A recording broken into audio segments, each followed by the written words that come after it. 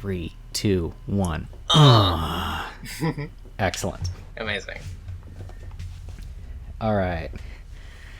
Hi there, everybody. I am Tarbuck Transom, your smooth host for the evening. Oh, I'm definitely. sitting here with Psymid. Hi. How you doing? Hi, everyone. Good afternoon to anyone who is protesting or supports the protesters only.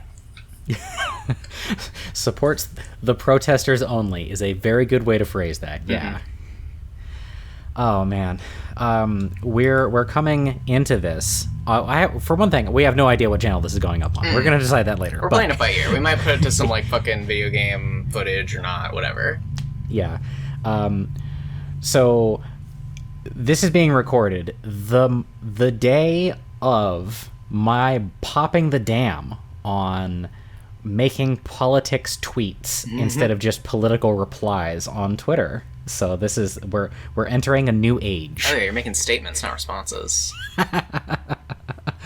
I mean, I was stealing other people's responses, but yeah. Fair. I'm out there now on Twitter. I had been resistant to that previously. Well, it's liberating, isn't it? A bit, yeah. A bit. Yeah. It's kind of like feeling the breeze on your nads. Yeah. Yeah. Based. For sure. All right. I mean, you have things you want to talk about? You have a topic list. I just came here to pick your brain, mostly. Excellent. Yeah.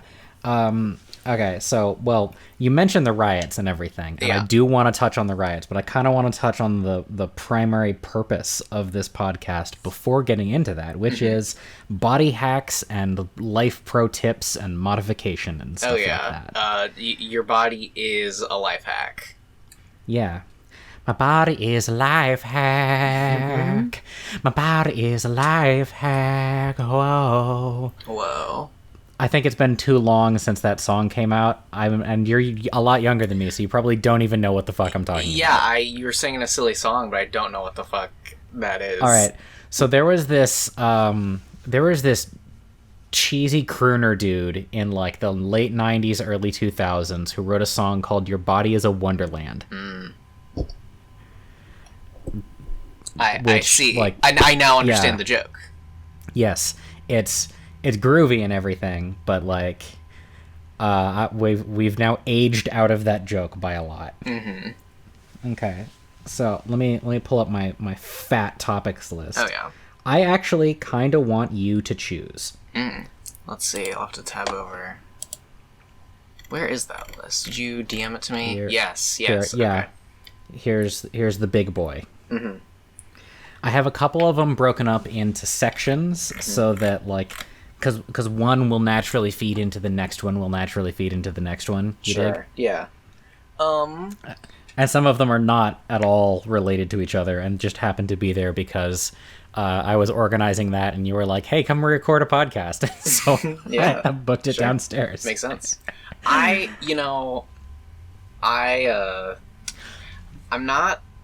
looking at this list and the one that pops out to me is sleep hacks because I sleep horribly. I have an awful sleep schedule, and maybe fixing it would make me feel better, so I am very intrigued initially at how to sleep good. Okay, so very first thing. Describe your bed to me. It's like it's like what's smaller than a queen? No, I mean like is it a memory foam? Is it I think box spring is what you would call it. The box spring is just a box of springs that goes underneath your mattress. If you're sleeping directly onto a box spring, that is the number one reason why you are having sleeping problems. I couldn't describe it. It's like fluffy on the top. It's not memory foam. Does it? Well, they make a lot of pillow top mattresses now that are springs on the inside, but with like an inch thick layer of memory foam. I think there are springs on the inside, and it doesn't feel like memory foam on top. Okay. So, for one thing, I don't like memory foam. but for an utterly unrelated reason to any of the rest of this stuff. It's because it will absorb like moisture and body soil and skin cells and stuff, and then that will just slowly decay. I like them for a pillow, but a mattress just seems like too fucking squishy for me. And I want a certain amount of resistance in my sleep. You know, I want because one of the best ways of troubleshooting your sleeping posture, which is my first real tip for you, is what are you actually doing when you are laying down? Oh, well, this is probably issue number one. Listening to a podcast or a live stream. So that's less than ideal. Yeah. Do you like wake up with body aches or anything like that, or is it just sometimes, poor but only when sleep? like I get less than 6 hours of sleep? Okay. So, for one thing, I sleep in basically like a statuesque pose. I'm sleeping on my side. My knees are not directly over top of one another. They're like one knee is tucked into the curve underneath the other knee. And I've got my shoulders dropped, like pull your shoulders down, like you're drawing a bow right now. You see how they go down a lot further than they just were? Yep. Well, when you release that tension, traffic. When you release that tension, the sound of traffic, they don't come back up to where they just were, which means that you've been supporting the weight of your arms and portions of your torso for the last, 7 hours. Yeah, okay. When I relax my shoulders like that, by the way, my right shoulder, there's a crack in it, so, I love having a body. My joints are all made of bubble wrap.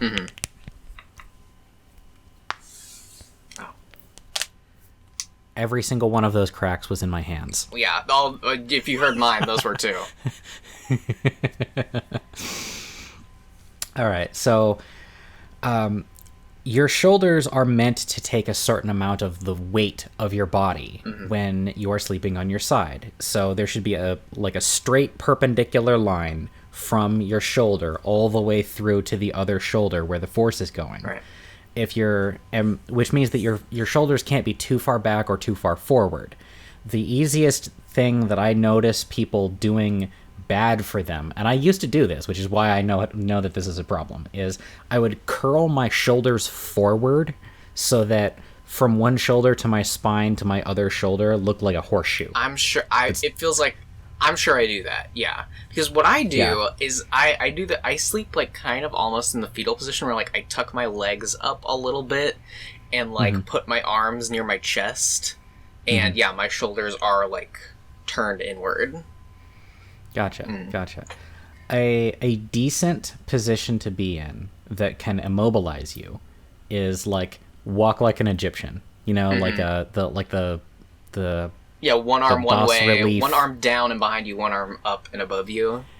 Yeah, that can immobilize you. This is good for getting into the sleeping posture, but I find that, especially as I've gotten older, because I'm old now, my resilience against the stress that sleeping on your chest puts on your body is not what it used to be, which I have converted to side sleeping. Right. So I have a very thin pillow, and my arm is underneath that pillow supporting my head. I do that. I usually do that. Yeah, and when you're doing that, you're gonna want to shuffle around a bit, especially if you're doing this posture change the first time. You're gonna shuffle around a bit, and you're gonna be this isn't a comfortable position. The temptation is to settle for a bad position, right. But just keep fucking with it for 10 minutes until you find a good compromise between I can stay in this position for the next 8 hours and I also feel like all the forces being applied to my body are going to places that they should be. Okay. Yeah, so shoulders down, back a little bit, and in such a way that you're able to receive force from gravity.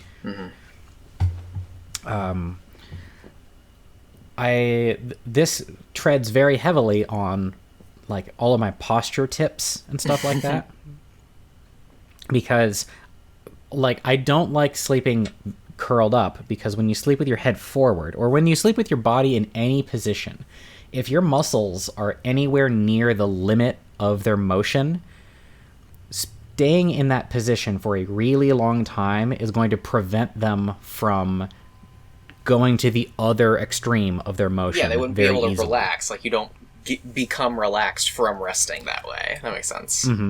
And like what I've found for myself, at least, is that the back of my neck especially is terrible for if they are if they're like extended while I'm sleeping, if I'm slumped way forward and I sleep in that position, all the elasticity has gone from me and I'm like a worn out rubber band. Oh man. And so I have to do an exercise called corrective postures.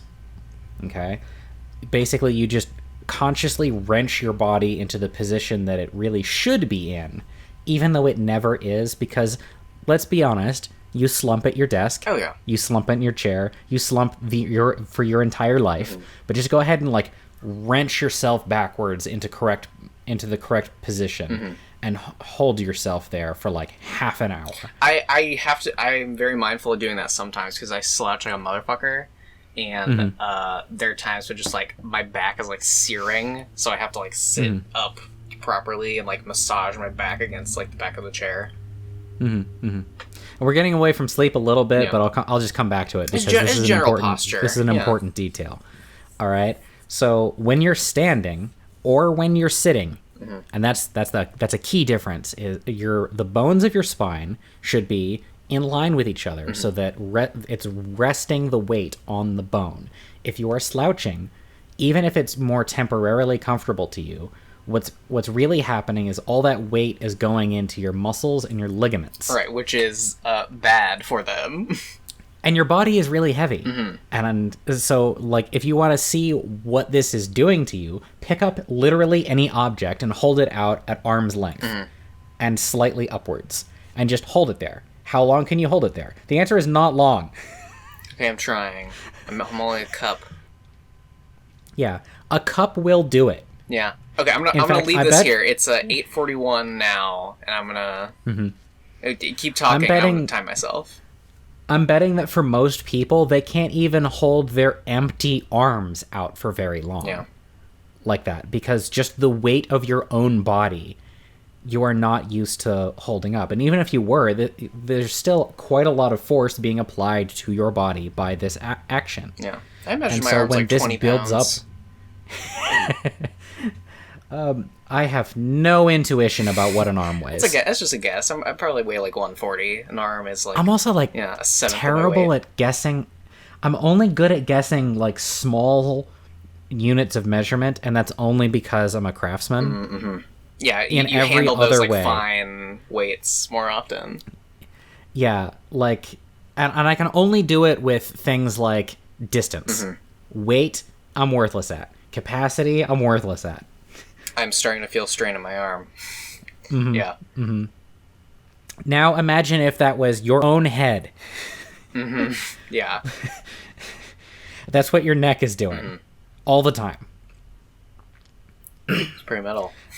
Yeah, and so, like, to get around that, what I did for myself was I fixed my posture in 2 steps. And this isn't even really my advice. I'm stealing this from my friend. Yeah. But they're not here taking credit for it, so we'll just continue as though it were mine. Yeah, exactly. So, an exercise that I used to do when I was trying to correct my posture is I wanted the muscles that support your body to be stronger by default, so that at their resting position, they would want to naturally pull harder on you to make you sit up straight more and stand up straight more.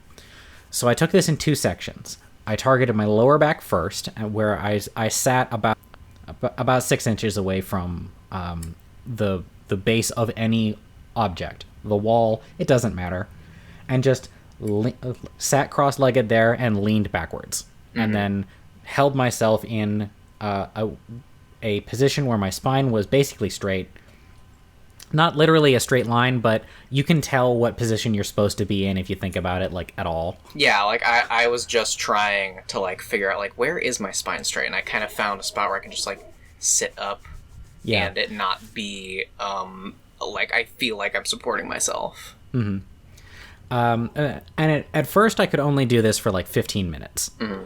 And then after I got to be able to do it for whatever length of time that I wanted, because it becomes like a continuous feedback thing, right? Where once you can do it above not half an hour, above like 45 minutes, all amounts of time in that position become interchangeable, and it no longer matters. Right. Yeah, you've trained yourself so much that yeah. You eventually just reach escape velocity, and you can do it whenever. Mm-hmm. Okay, this is minute 3 of me holding my arm, me holding a cup up. My arm is beginning to shake. I feel it's getting a little tough. If I put a little light on the end of that cup, mm-hmm. would it make a rad spirograph image? Definitely. It would. Okay, yeah, I have to put my arm down. Oh my gosh. Mm-hmm. Mm-hmm. Yeah. And that's with a cup. A cup is nothing. You can carry a cup around with you literally all day and not notice. Yeah. Jeez. Yeah. So I think that makes the point. Mm-hmm, definitely. You have given me a real world example. Yeah. The next, after doing my lower back, then I worked on my upper back. And this is a lot harder because that's the curve where your ribs are. Right. It's like between your shoulder blades. If you throw your arms all the way back, you can feel about that spot. That's the spot that you're trying to straighten out. It doesn't have to go, it's not going all the way straight because then your ribs would splay apart like a slinky. Right. But you want it straighter. Mm. Did you know that before, like, I want to say somewhere around like 1890 to 1910, somewhere in there, all medical diagrams and drawings showed humans with J-shaped spines instead of S-shaped spines. Wow, weird. Yeah. I wonder if there has been a change in lifestyle that has led to a broad-scale degeneration of our posture. Perhaps sitting at a desk? Yeah. For hours and hours and hours and hours? It's kind of like the forces put on us by what we consider normal life are distorting our view of what is normal for a person to be. Kind of like being fat. Have you gotten to the episode of the Arch Plays about being fat?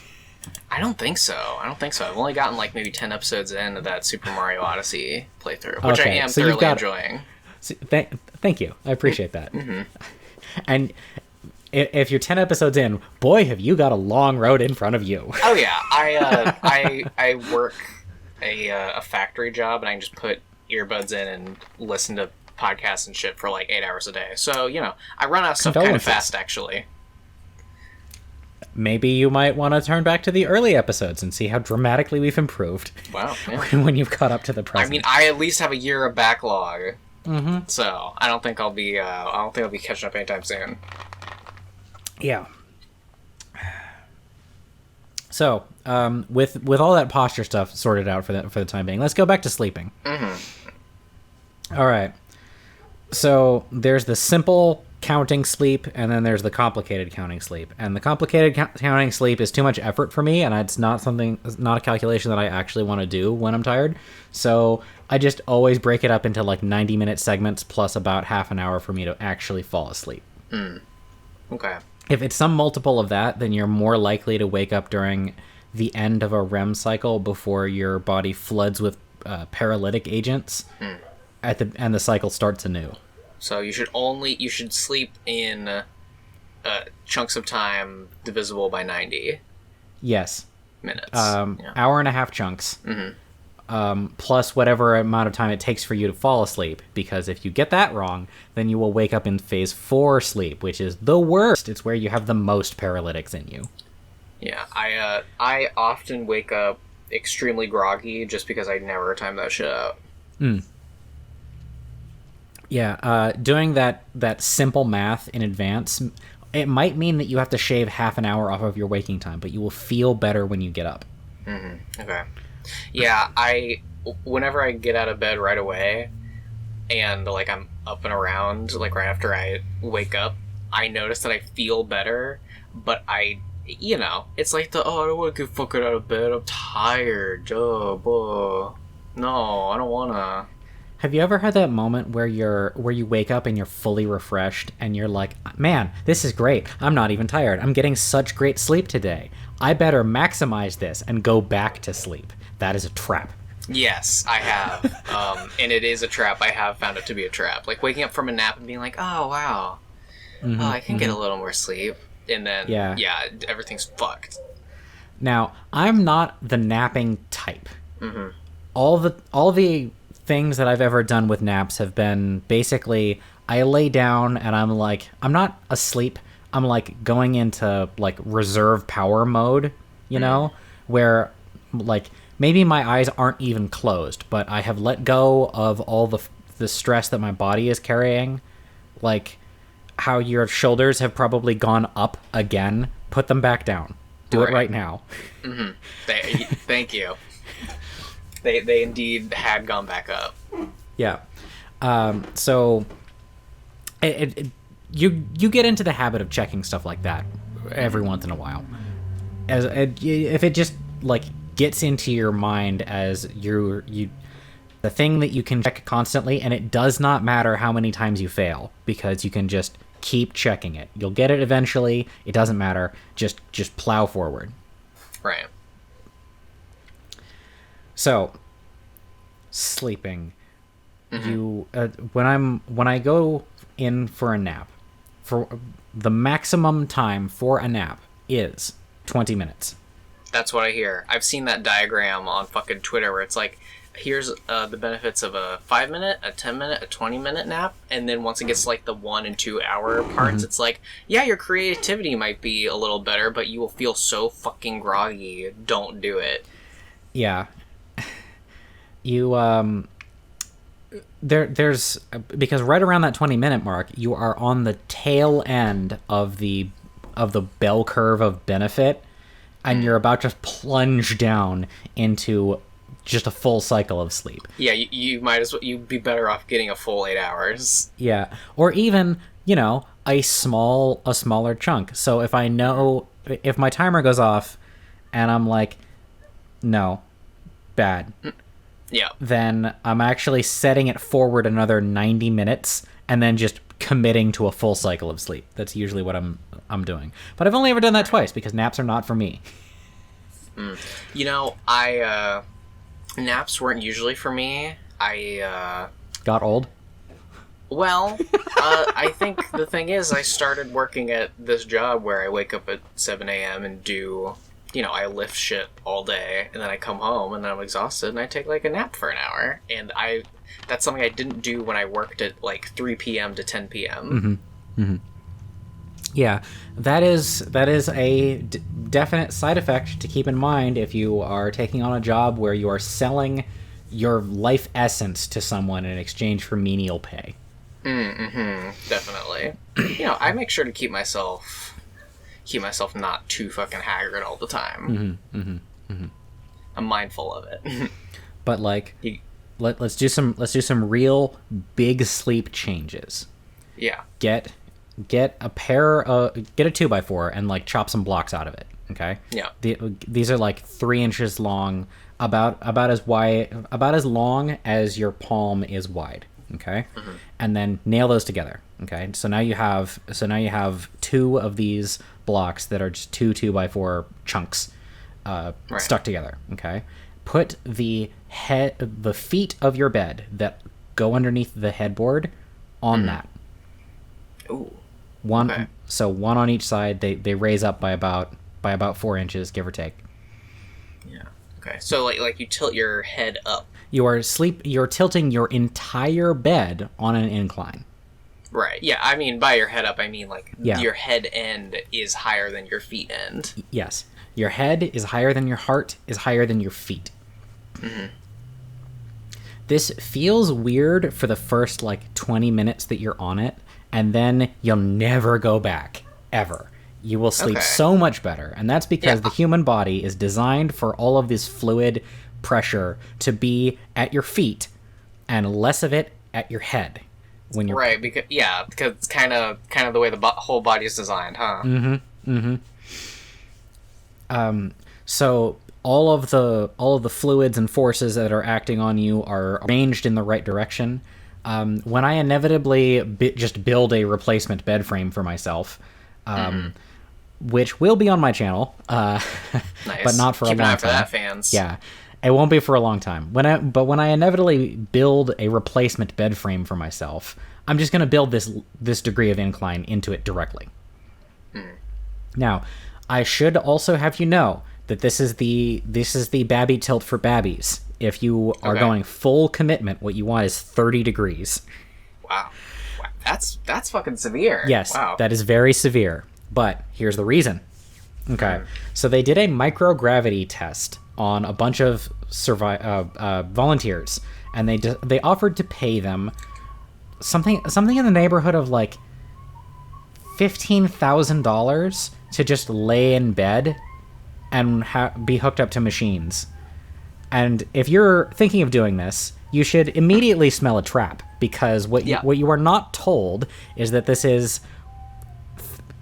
sleeping in a bed, or spending all of your time in a bed where you are inclined 30 degrees with your head as the lowest point. No, that seems bad. It is to simulate microgravity, or being in space. And that means that all of your fluid is going to the wrong places. This is not what you are built for. And so their bodies... Yeah, that's why astronauts train for years. So the bodies of these volunteers just melted. And they had to spend the next 6 months teaching them to walk again with physical therapy. Wow. Holy shit. How long did you say they sat in these beds? A month. Jesus. That's a long time. Yeah. They were well taken care of, and they were well paid, but it was devastating to these people. I bet. I'm not surprised. That sounds like... Jesus. Yeah. Now, I am testing out right now the babby tilt for babbies. But at some point, I want to kick it up to 30 degrees for a little while and see what happens. Ooh, yeah. Because that was part of the rehab. That was part of how they reversed it. Is they just had their heads on the other side. They just did the exact opposite. Yeah. Huh. To make them feel more grounded. One of the theories about it is that it had because the tree dwelling ancestor is not too far distant from you. Right. We haven't changed that much. So a lot of the hardware of our bodies is based on that, and so it's still partly adapted to that. Okay, yeah. And I would imagine that, the extent of that would be when you live in a tree, you have to sleep on a inclined branch where your head is higher up, so you don't fucking fall out of the tree. Yeah, and if you look at a lot of other primates who build sleeping platforms, they will be mostly level, but they won't be perfectly flat usually. Partly because being perfectly flat is hard.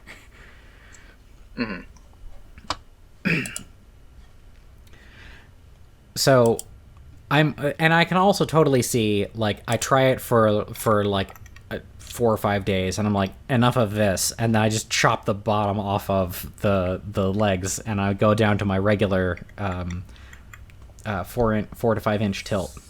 Sure. And let that be that for me.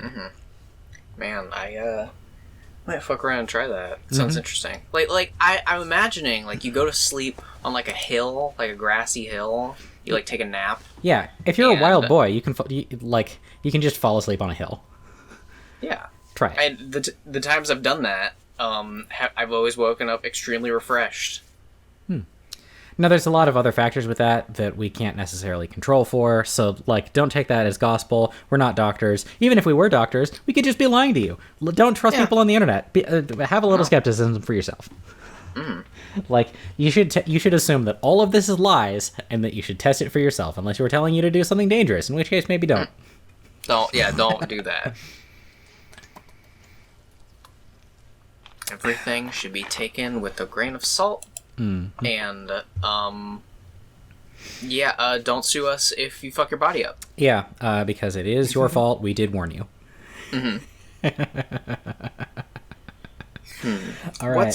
What's face masks and Scarborough Ferry under sleep hacks? Okay. That was because that's the unorganized portion of the notes section. They have nothing to do with each other. Oh, okay. All right, so for face masks, because we are in the middle of the apocalypse of 2020, like early 2020 apocalypse. When you said face masks, I thought you meant like a CPAP putting machine? like cream and like cucumbers on your eyes. Okay, you went in a very different direction than I did. I did not. Okay, that continue. Okay, so like, all right. Now, this isn't my tip. I got this from Bernadette Banner, who's another historical crafty person, and she's a little more, let's say, thorough in her research of historical crafty things, because she'll read like primary sources where I'll look at a museum piece and just reverse engineer what they did based on how do I do this? How do we do this? How do we make this happen? What you mean? How do you become a no. boy? That's just what you say. That's what you say when you look at a thing. So it's like living in a place that has a bunch of like Civil War era stuff that's just been kept around because there's a lot of reenactors in this area. Like I live about an hour away from Jonathan Townsend. Oh shit. Of James Townsend and Sons. Yeah. Yeah.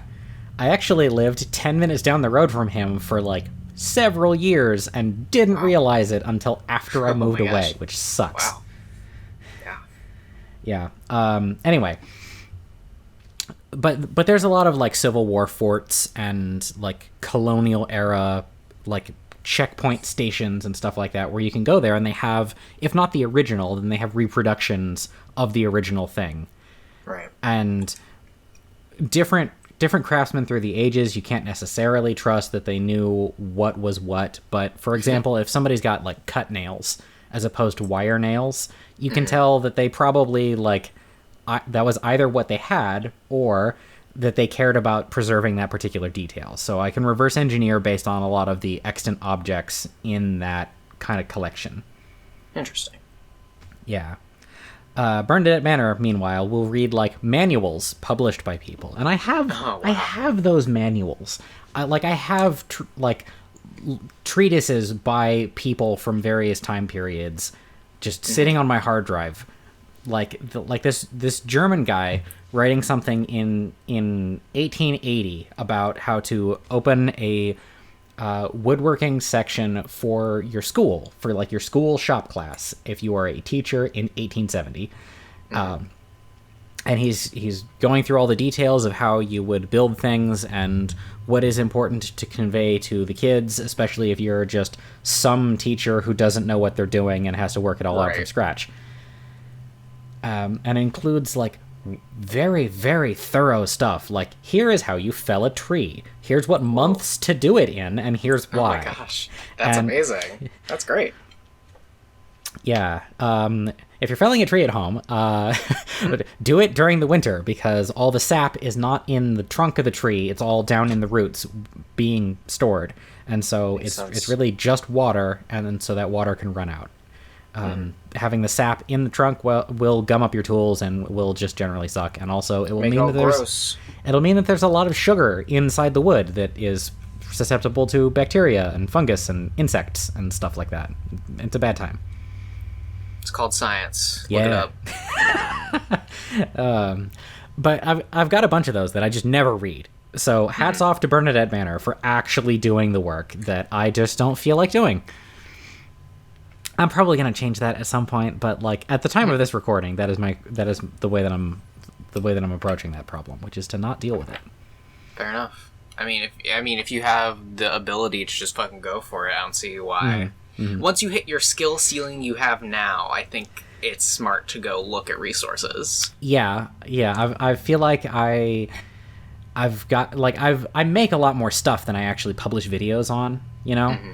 Like my house is full of stuff that are just experiments for future videos that I haven't. Right, you have told me you make all of your furniture. Yes, that is true. Probably my next furniture project is to remake the chair that I'm sitting in right now, because I haven't done upholstery. It's my one problem. My one weak spot is that I have never done upholstery. I remember you were talking to fucking HGB guy about how to do upholstery. Yeah. Collab, bro. I mean, maybe. That sounds great. You ship that thing all the way across the fucking Atlantic Ocean. Yeah, why not? Mm-hmm. Okay, we were talking about masks. This girl. All right, so Bernadette Banner was like, here is how you can make masks for your use or for hospital use or whatever, because all the good shit is all gone. Like all the N95 masks, M95 masks, whatever. It doesn't matter. Yeah, the good ones. The one with 95 in the name. The 95 is because it filters out 95% of virus-sized particulates. Oh, so the 35 only filters out 35. Yes. Yikes. So all the N95s are gone. Mm-hmm. So what do you do next? Well, what would they have done previously when they didn't have access to our fancy materials? And what are the other filtering capacities of stuff you can easily get your hands on? The number 2 on the list was a cloth or fabric vacuum cleaner bag. Well, don't got that. No. But number 4 on the list was just 4 layers of cotton. And that clocked in at like 75-78%. That's pretty damn good. I imagine that'd be alright. I've improvised a mask. I've just like folded a fucking dishcloth over a couple times and then take a sleeve of a shirt. Mm-hmm. Well, like put a shirt on, but put your head through a sleeve instead. Just have the rest draped around your shoulders, and then like take a bag clip the folded towel around your face, and then pull that sleeve up so it compresses it to your face. That's been my go-to when I don't have an actual mask, and it's that's 4 layers of cotton. Yeah, that's probably pretty damn good. Mm-hmm. You're probably way ahead of the game on just that one strat. What can I say? I'm fucking smart. Yeah, good job, man. Thank you. But that is so accessible. That is the kind of thing that anybody can get very easily. And that is also not really being talked about. Mm-hmm. A lot of the masks that I see around are like synthetic materials. They don't breathe very well as far as like moisture. Mm-hmm. I don't know what kind of filtering capacities they've got. Maybe they're cool. Maybe they're better. I have no idea. The numbers aren't in on that. But I do have this one number right here, which is 75% for 4 layers of cotton, which is worth paying attention to, I think. I would take a 75% bet if I had to. Okay. So, Scarborough Fair. Have you ever heard the song Scarborough Fair? The version that everybody knows is by Garfunkel and Oates. Not Garfunkel and Oates. Simon and Garfunkel? Hall and Oates? Yeah, there's Simon and Garfunkel and Hall and Oates. They're 2 different people. Garfunkel and Oates is a comedy duo of ladies, including what's her name? Kate McCucci. She's cool. Mm-hmm. I have the song playing in my headphones right now. So Scarborough Fair mentions parsley, sage, rosemary, and time. Now, those all have like symbolic meanings, and they all have their like common herbal garden ingredients, things you might be easily able to grow for yourself. But you know what else they have in common? What? They're all abortifacents.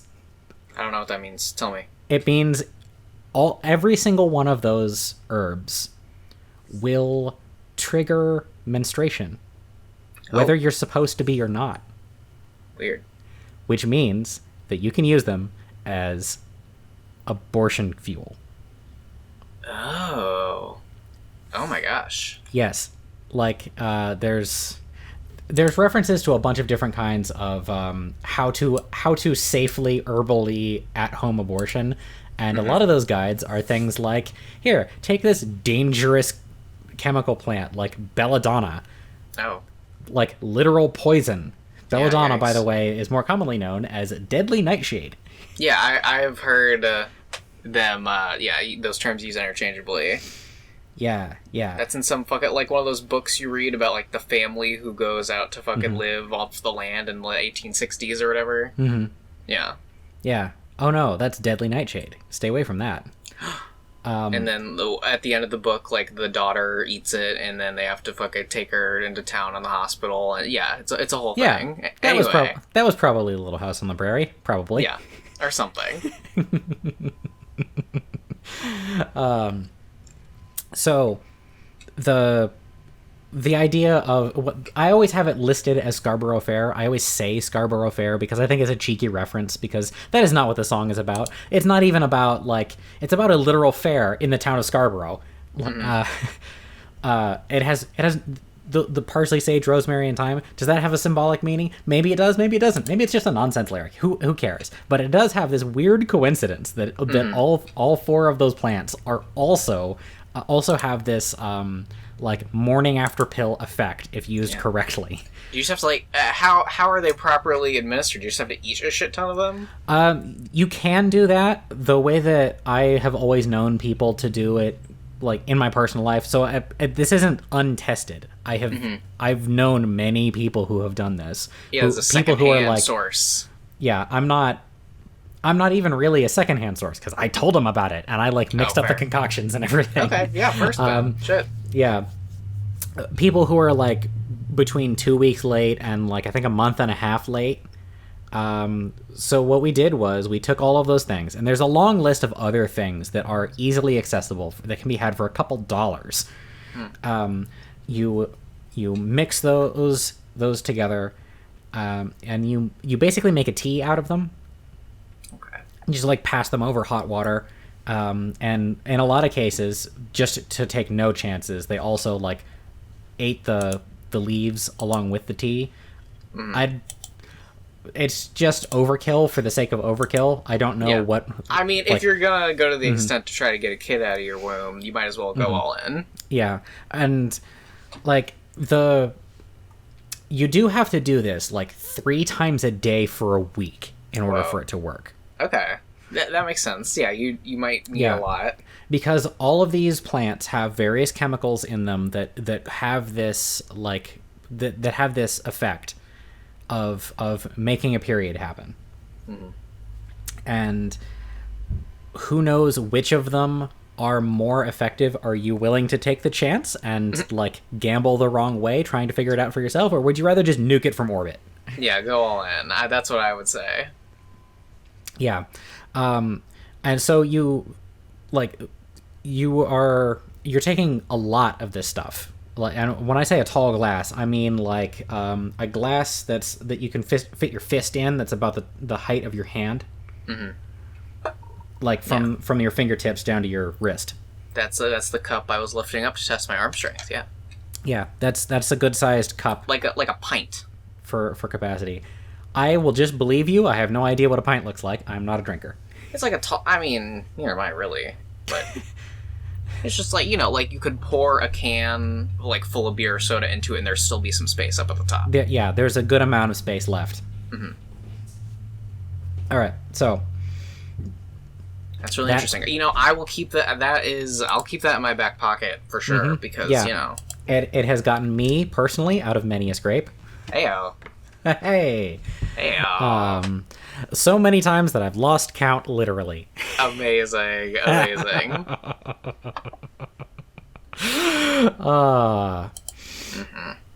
Or, maybe I'm lying. Don't do your own research. Yeah, So, hey, you don't know. Don't trust us. I will gently push people in the direction of, like, all of these things that have this effect in lower doses do also soothe menstrual cramps. So definitely hang on to that one. Yeah. Because, they're different strengths. Like, cramps are different strengths for different people. But, like, if you've ever had one, it's like getting kicked in the nuts. You know that feeling of nausea that you get after you get kicked in the nuts? Yeah. That's what a menstrual cramp constantly. is like. Yeah. That's what I hear. Yeah. Man. So, that's Scarborough Fair. This has been a winding journey so far. Yeah. And I listen to that song. I like it. Yeah, it's pretty cool. Mm-hmm. And I learned something useful. Mm-hmm. Mm-hmm. All right. I want to ask, you teased talking about this a little bit. Yeah, in a call. Yeah. What do you think I'm talking about? I think you're talking about the contagious abyss. I am. Tell me, describe how you described it to me to make me say, I don't want to know what the fuck this is. Okay. So, there is a feeling of awareness that you can come into about your own self. Mm-hmm. All right? Like, is it specifically about the physicality of your body? No hints. Wait for me to get through the rest of it. All right. Okay. Sorry, so continue. There's a feeling of awareness that you can come into, like being aware of the size of your tongue in your mouth, or the fact that you are now breathing manually, or how often you blink. One of those little bugging, nagging things. But unlike those you'll things, think about it for 5 minutes, and then it's like, yes. Bring your mind onto something else, and you've forgotten about it until you get reminded again. There's a small fraction of people for whom, when I say you are now breathing manually, they're like, oh God, if I don't pay attention to this, I'm going to suffocate. Oh God. Yeah. Some people are just like that. Yeah. So imagine that, but it never goes away ever. You never forget. Yeah. There's never a release from it. It is omnipresent in your life. This is the new sun in the sky. Yeah.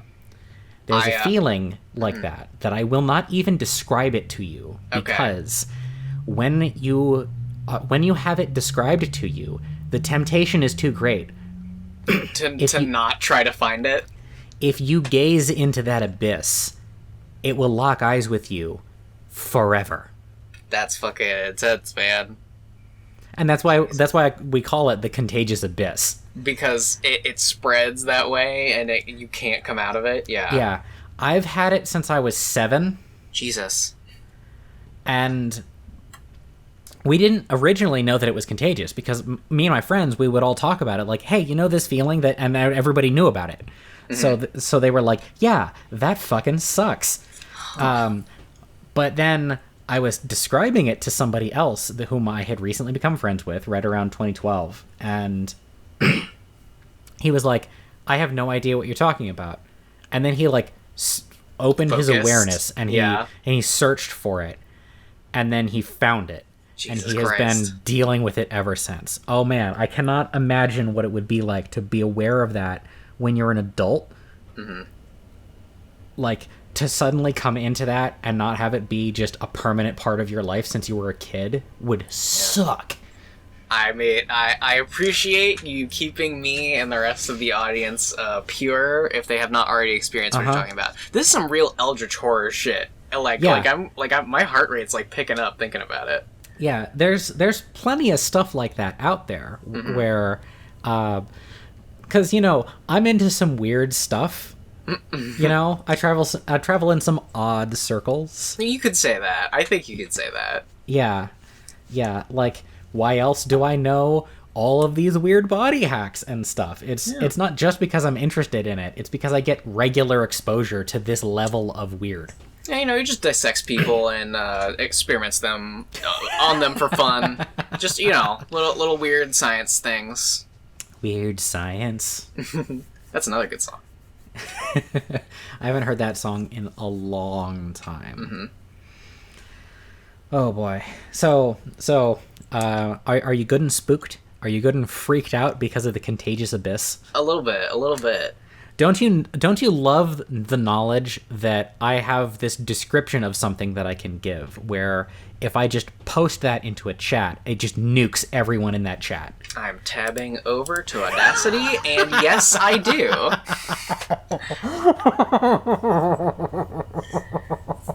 Yeah, I enjoy mysteries. It's true. Mm-hmm. Yeah. If I tell you what to look for, you're just fucked forever. Mm-hmm.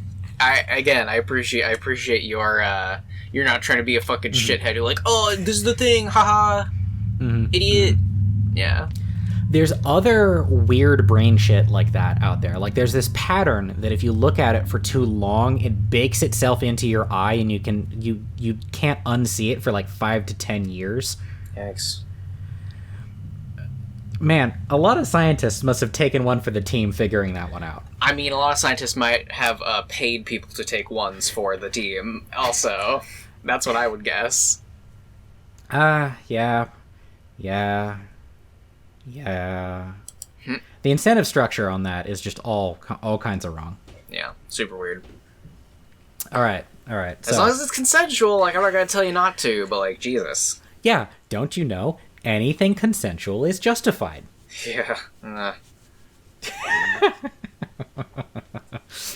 Okay. All right. So we did the contagious abyss. This is a wild ride for people. Mm-hmm. Yeah. I can't.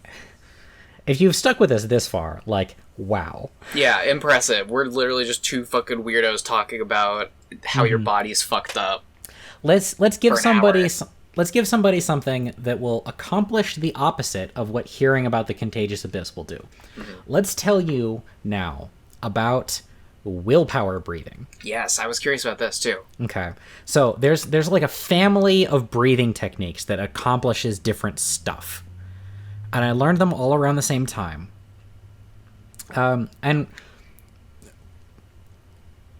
so first off, put your hand on your breastbone, your sternum. Yeah. Right between your succulent tits. Yeah. Okay. Fun fact, when I was a kid, I was so underweight that I could, like, wiggle the bottom of my sternum around. Because, like, I could reach up underneath it. Yeah. Oh, man, I used to be able to do that. I've just now been reminded that I used to be able to do that. That's cool. It was a fun party trick. Now when I try to do it, it hurts.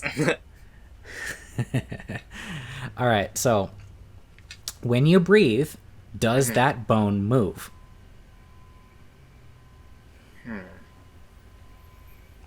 The folks at home it moves with my chest, yeah. Okay, so you're breathing out of the top of your lungs, right? Your chest is moving when you breathe. That's correct?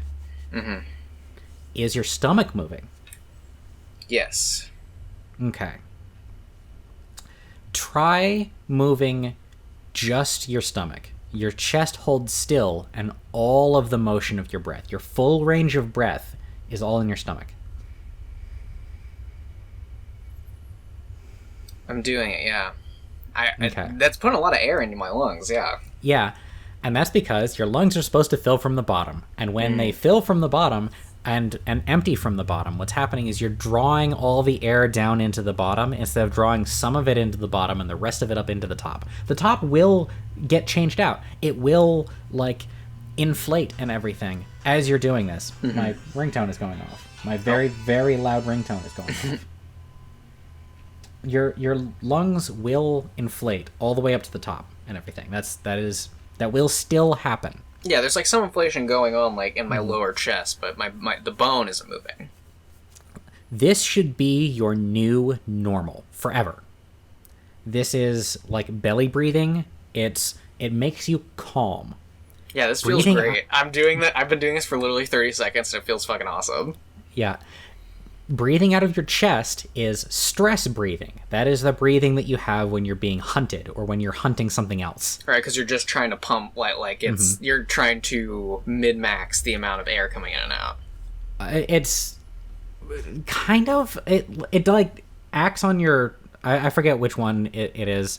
Is it the parasympathetic nervous system? Is it the sympathetic nervous system? One kind of breathing stimulates one, and the other kind stimulates the other. So and one is good, one is bad. Yeah. Yeah. it brings belly breathing will bring you closer to the rest and digest phase of being, and chest breathing will bring you closer to fight or flight state of being. So people who breathe from their chest tend to just have higher stress in general because like there's a maximum distance that they can get from that state because their breathing just will not let them change gears completely. Interesting. And so you can use this belly breathing as a technique to also help you get to sleep because it's already putting you in like a chilled out mode. All right, so now that we've got calmness breathing, and you can intentionally do this whenever you're trying to make yourself calm, like bring yourself out of a stressed state. Yeah, it's like in through your nose, out through your mouth kind of shit. Yeah, let's say your dog just ran over your dad with a bus. Then like. Yeah. This might be the kind of thing that you want to do to calm yourself down from that. Okay. Willpower breathing is about timing and cycles. You are breathing in for as long as possible. You're not holding at all, and then you're breathing out for as long as possible. And you should be doing it on like 10 seconds for a full in-breath, 10 seconds for a full out-breath. This will amazingly slow your breathing down by quite a lot when you're doing it. But one of the things that it does is it fires up different pathways throughout not just your breathing, but also like in your brain. It stimulates the frontal lobe a lot more, and the frontal lobe is responsible for things like executive function, your higher reasoning. Breathing in and out for as long as you can is the thing you're supposed to do when you meditate. So I imagine that, there's some correlation there. Yeah, it's probably just parallel discovery of the same basic thing. Right. So that's willpower breathing, and like many of these, this willpower breathing thing is just wholesale stolen from the channel What I've Learned. Yeah, fair. I mean, their purpose is to teach you stuff, and then we filter that through our weird fucking channels. So Yep. And it filters out into the greater public consciousness through weirdos like us. Yep. That's our job, and we're doing it well. So, now, I need to tell you about a breathing technique that will get you high. Okay. It has other purposes. It like accomplishes other stuff. But if you're into extreme experience, it doesn't get that much more extreme than simulating drowning on yourself. Yeah, I bet. Okay. Explain it. I think you explained this to me, but I forget it. Yes, I want to give this a little bit more context than what I've given so far. So, there's this guy named Wim Hof, which is a weird name for a weird guy. Yeah, that doesn't seem like a name. That seems like the name of a sport. Like some fucking you got in the yard play some Wim Hof. Yeah. Yes, exactly that, but like with a better accent. It's shitty on purpose. Don't worry about it. Yeah. As long as you're trying to fail, you'll succeed no matter what. Yeah. Being retarded on purpose. Please continue. So, Wim Hof was like, hey, you know that Everest mountain everybody's making such a big deal about it? I'm going to climb it in a pair of shorts in a day. Whoa. Did he do that? Not in a literal day, but he did that. He did that absurdly quickly. Nice. There's a whole bunch of things that's supposed to happen to you when you climb a mountain. Things like hypoxia and exposure and death. Yeah, those things you hear about when people climb that fucking mountain. Yeah, you can only actually be on the summit of Everest for about 10 minutes before it kills you. Sure. Yeah. Because you just can't extract the oxygen. Last summer, I drove up to Denver, and, it was in Colorado, and then me and my girlfriend took a day trip up to Leadville, highest elevation city in the United States, and, that was rough. And I was driving. I had to, drink water every fucking 5 minutes and really focus on, being alert and aware and just, keeping my senses about me because I was just so lightheaded. I've never been up there before. Yeah. Well, you can train your body chemistry to be able to deal with massive changes in oxygen density. And that's what Wim Hof did, among other things. He did other stuff, like change how his body perceives pain, for example. And that's another thing, that's another skill that you can learn. Yeah. It sucks, but you can do it. Mm-hmm. Does it involve inducing pain on yourself frequently? Weirdly, no. Oh. So all it really takes is a reframing. Okay. So, like, when you do anything, you are most of the time not actually perceiving the direct flow of information from your senses. You're getting a little bit of it. It's abstracted in a way to make sure your brain isn't flooded with information. Yeah, you're getting a little bit of it, but mostly what you're doing is you're just remembering what it's supposed to be like and filling that in. And it's that way with things like hunger and pain as well. Right.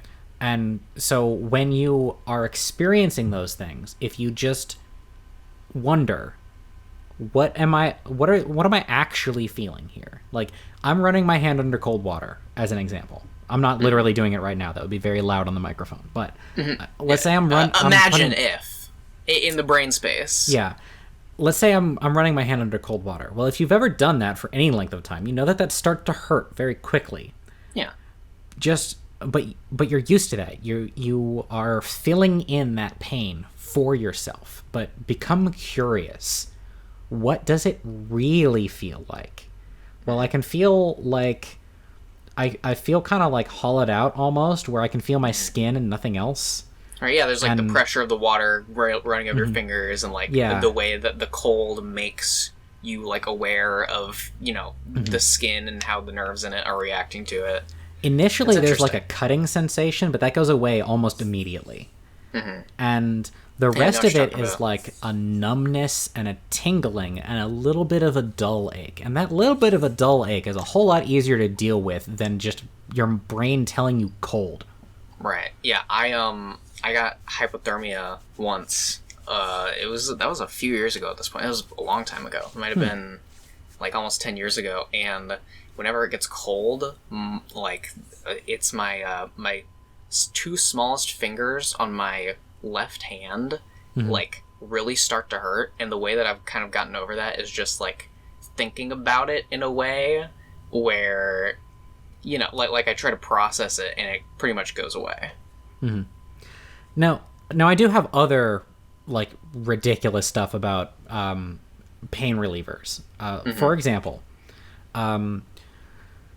did you know that you can instantly release endorphins into your system by touching money? That makes sense. Yeah. Yeah, you just have that, like, you're trained to have that sort of positive dopamine reaction to it. There was a period of time that I worked up in a pretty rough situation, kind of like the one that you're in now. But what I did is I folded up a $20 bill and I stuck it in my change pocket. And if things ever got to be too much, I would just reach my thumb down into my change pocket and like stroke that $20 bill for a sec. It actually does take the edge off. I'm not joking with you, but okay. I woke up super groggy today and I just mowed the lawn before I talked to you. I open my wallet, I pull out a $5 bill, and I'm immediately feeling like less haggard. Oh my god, I'm not fucking joking. You're like a wizard. Yeah, it doesn't even take that much, right? Like, no. I used the 20 because it was like also part of my emergency stash in case I just have to like start walking in a direction. But like, fair. You can do it with like a single dollar or some coins, as long as you see it as real money. Which, by the way, coins are not real money. No, you have to have one of those cool like $50 or one of those like golden dollar coins for it to really be, something of value. Yeah. Coins are not real money because you can't use a coin to buy anything. If you can, you can use not a dollar bill to buy something, even if it's something shitty like a candy bar. Sure.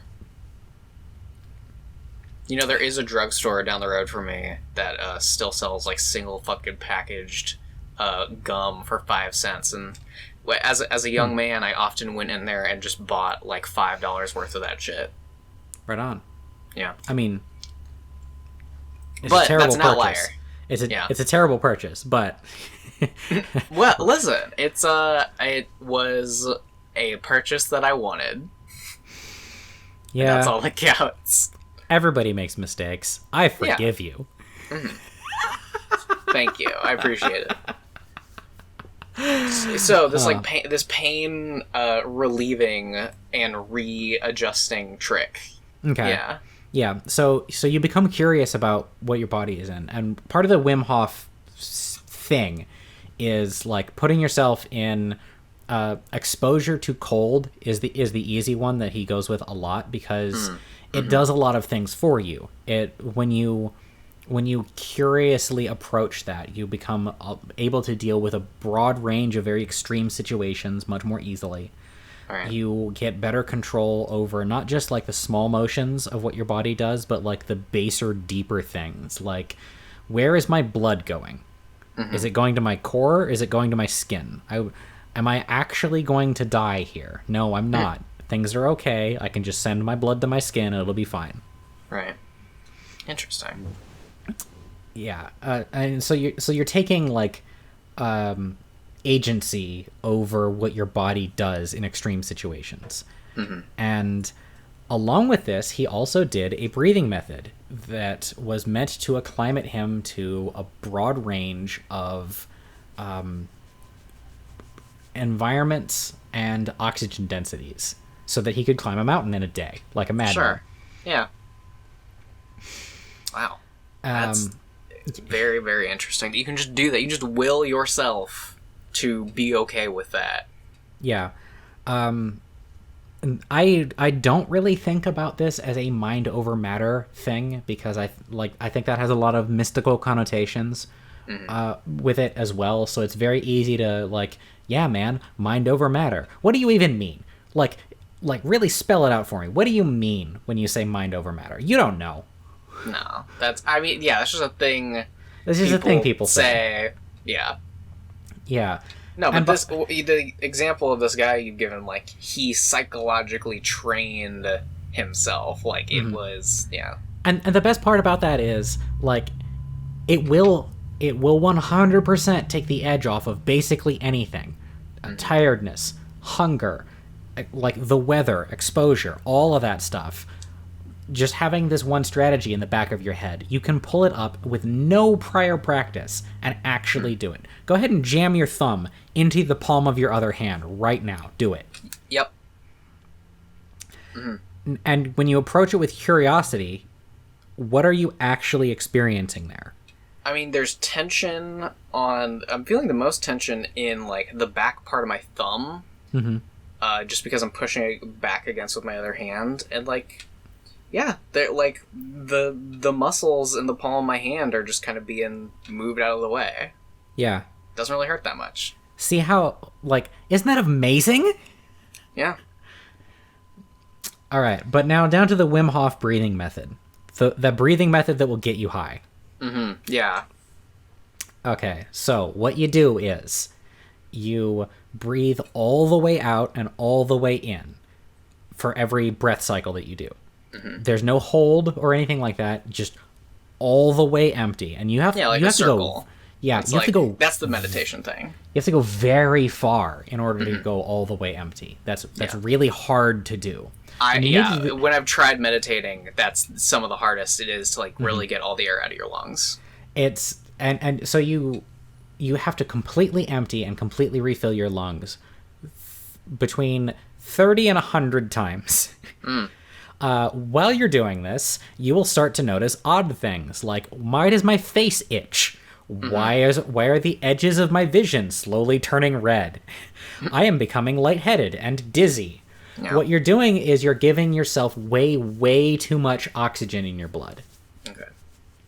You're basically, like, hyperventilating will also accomplish this. I haven't personally experimented with it. I don't know if hyperventilating will get you, like, just normal hyperventilating will get you to the same spot. I have no idea. Yeah, that seems less like that is, hyperventilating is a thing we do in nature that our body just like kicks us into. I imagine that like the all the way in, all the way out might be better for, getting the most amount of quantity of air in your lungs. Well, you can think of here's one of the problems when you're coming into any like body hack type stuff is you can think of an explanation for anything.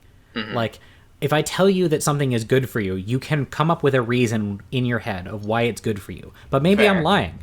Yeah, you know, maybe. Like you can, if I say it with the other way around, if I said hyperventilate, don't breathe all the way out and breathe all the way in, you would have given me the exact same explanation for the exact opposite conclusion. You know, I want to say I wouldn't, but that is because you already told me the first thing, maybe. Uh-huh. I don't know. Yeah. Like what you have said and the conclusion I came to just kind of made sense to me. But yeah. But what you're doing there, what we all do, is we just backform stuff like that. Right. Fair enough.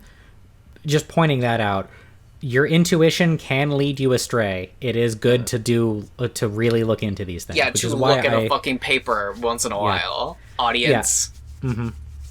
And that's why when I do like an experiment like this on myself, I will do the prescribed method first and then branch out slowly from there, because maybe my intuition is completely miles off. I should test what the real thing is first. Mm-hmm. Instead of just telling myself that I already understand how it works. Yeah, because you're just told. That doesn't necessarily mean you understand. So we've gotten you to the point where you have shoved a bunch of oxygen into your blood. Yeah. Now, breathe all the way out and hold it there for a minute. Right. Yeah, okay. So, a couple of things to note here. This is, for one, this is really, really hard. Yeah, I would imagine that seems hard to do. When you're at, like, the 2/3 mark, when I'm at the 2/3 mark, like, I just start swallowing a lot because I'm trying to breathe and I'm trying to stop myself from breathing. Mm-hmm. I will like shake back and forth as a way to try and displace the discomfort. I want to like climb something. I want to like swim upwards. Yeah. I used to be a competition swimmer when I was a kid, and so like the need to just panic mode, go hard. Mm-hmm. is what it feels like for me to be just in distracting that spot. Your body from the thing it's feeling. Yeah. The thing to note here is that that's what happens when you cross the halfway point. That's not actually the 2/3 point. Right. That is the halfway point. You have a lot more buffer where you're safe in doing that, and you only need to get to a minute. Yeah.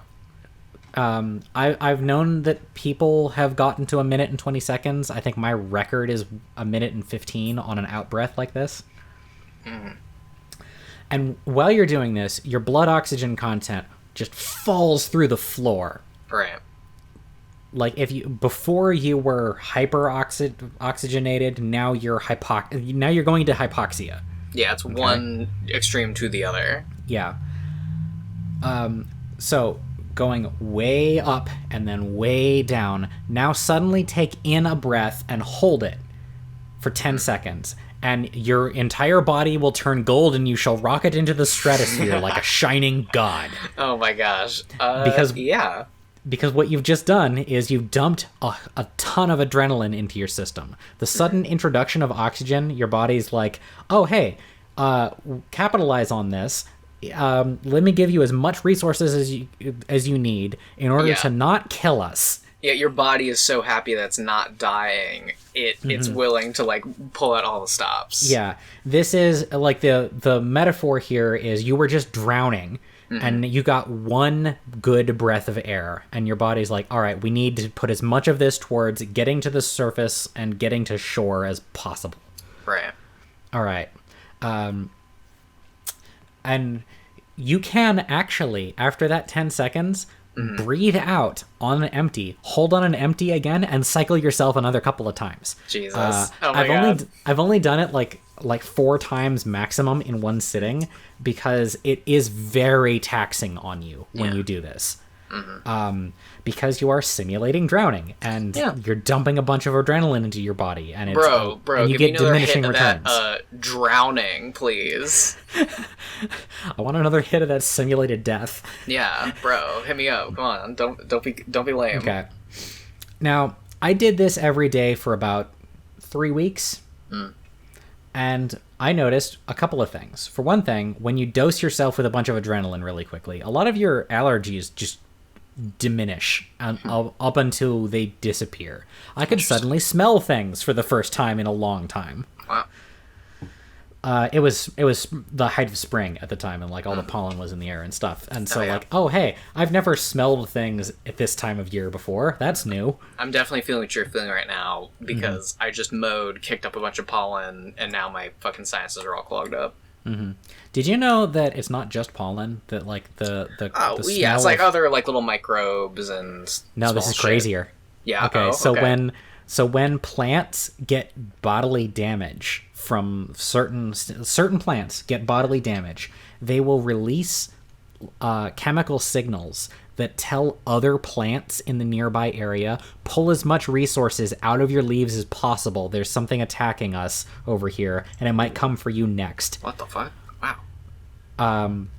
So hurting a plant in one place can cause a physiological reaction in an adjacent plant like 20 feet away. Makes sense. Plants are fucking smart. Yeah. What that is, though, is basically a scream of pain. That is a scream of pain. Yeah, the functional... the function of it is exactly the same. Yeah, and you don't process it as that because it's not to a sense that you pay attention to, and it's not in a language you even understand. Right, it's like how yeast cultures will smell differently if they're, like, hungry or satisfied, where, like... Yeah, like, this is just a fucking pile of goo on my counter. Yeah. But it is creating it's having a reaction to a thing that is, like, saying it's positive about a thing or negative about a thing. Mm-hmm. And so, what I'm saying here, really, is that vegans should feel bad about themselves. Yeah, I remember you having this conversation with someone. Yeah. Oh, did I talk about this to Digi? No, it was someone in the Pantsu Party Discord who will remain unnamed. I do not remember making the plants argument. This particular plants argument. I don't remember that whatsoever, but I will believe you because I am exactly the kind of person who would say something like that. The specific argument you were trying to make is what the fuck? It's like about veganism versus abortion, where like, do you remember this now? Yeah. Oh yeah. Oh, I remember doing that part. That was always the plan. Yeah. I explained to you why I did that, right? No, I just saw it and thought it was fucking hilarious. So there was an episode of the Arch Plays that released like 3 days ago called Is This a Cannibalism Podcast that's all about veganism versus the ethics of eating meat. Wow. I was just advertising my podcast. That's amazing. What a good chill. You can watch that episode right now on the Arch Plays YouTube channel. Yeah, link in the description.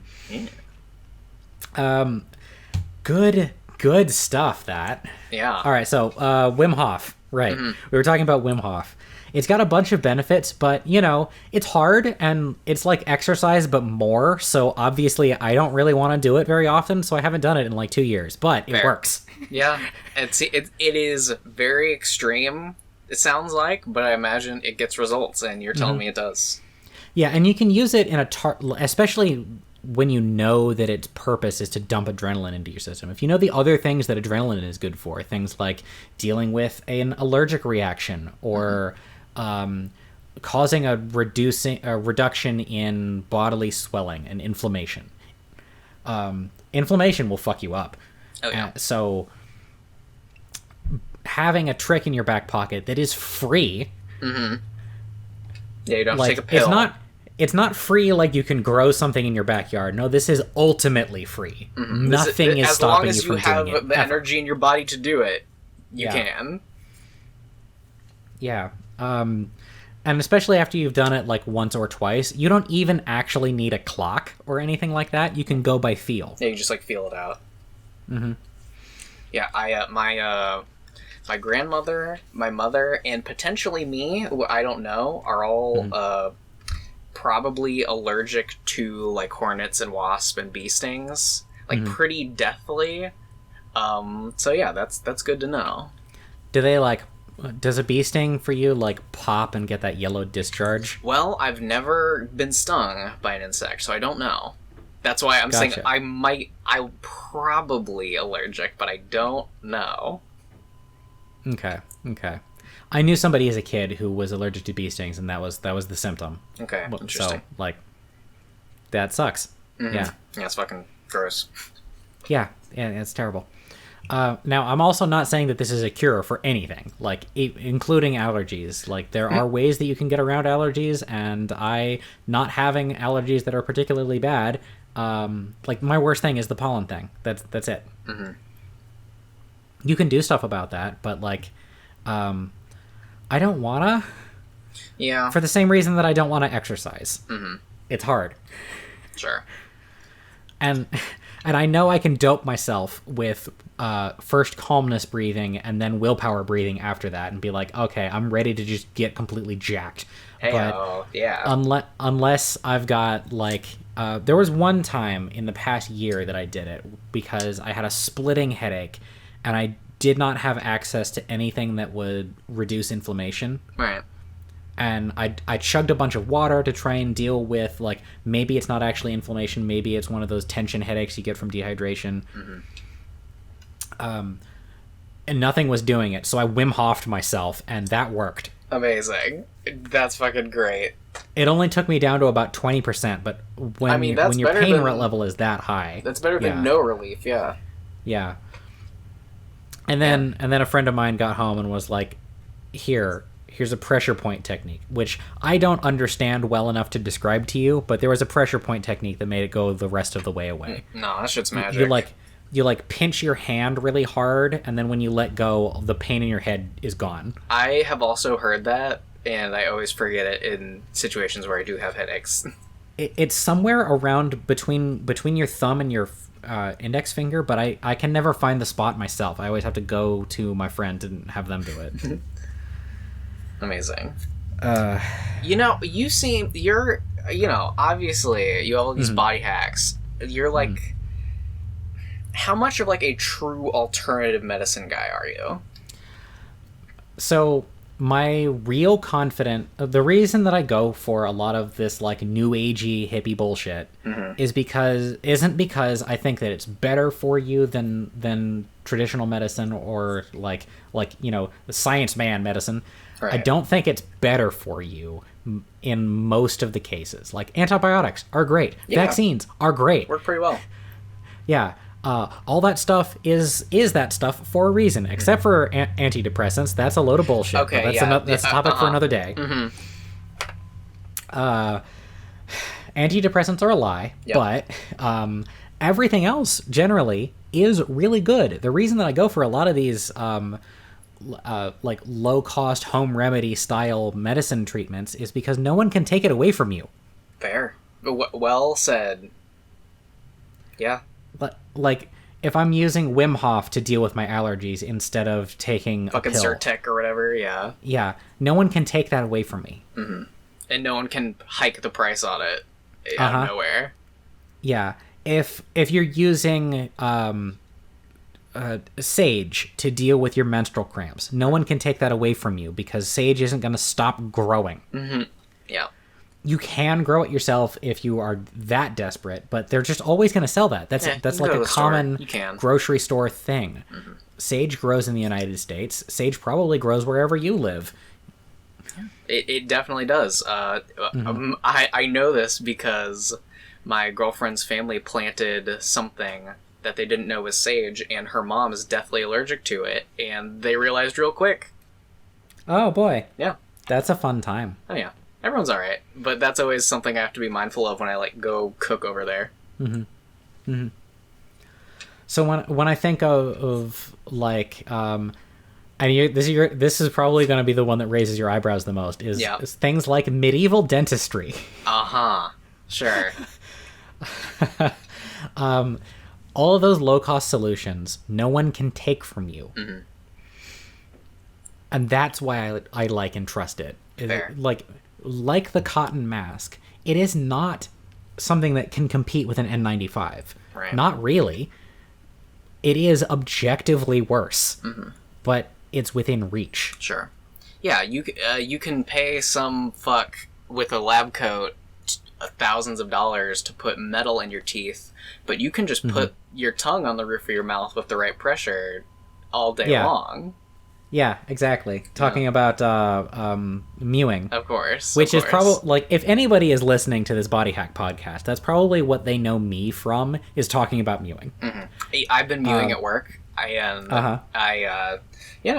It's been literally a few weeks. I've not seen anything, but I definitely do breathe better from it. A lot of these body hacks, I will discuss them in the context where they help me, not in the way that it was advertised to me. So, like, mewing, I don't care if my teeth are straight. I want to be hot. I want the bone behind, like, I want my cheekbones to go forward. Sure.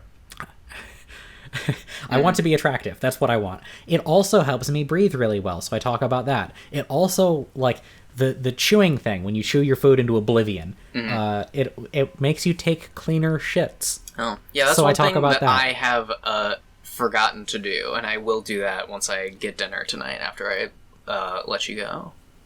Chewing your food into soup. Yeah. Yeah. Or near enough to it.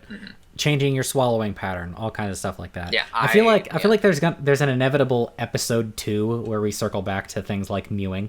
Oh my god, definitely. Yeah, I'm looking at the timestamp. It's already been an hour and a half. I was gonna maybe mention to you that, like, we should just, like, talk again. We have so much shit on this list that we can talk about. Yeah, the list is miles long, and I'm not even done with the last thing that I was talking about. What even was it? Medieval dentistry? Yeah. All right. Every Ask Dentistry thread that I've ever seen anywhere has, when people are like, what toothpaste should I use? Their answer is always, it doesn't matter. It doesn't matter. Toothpaste isn't even what cleans your teeth. Right. It is the brushing that cleans your teeth. Yeah, 99 scraping the shit off. Yeah.